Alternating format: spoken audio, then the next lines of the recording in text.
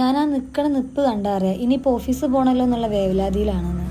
ഓഫീസിലുള്ളവരിത് കാണുന്നതുകൊണ്ട് മടുപ്പാണ് വരാനെന്ന് തുറന്നു പറയാനും വയ്യ.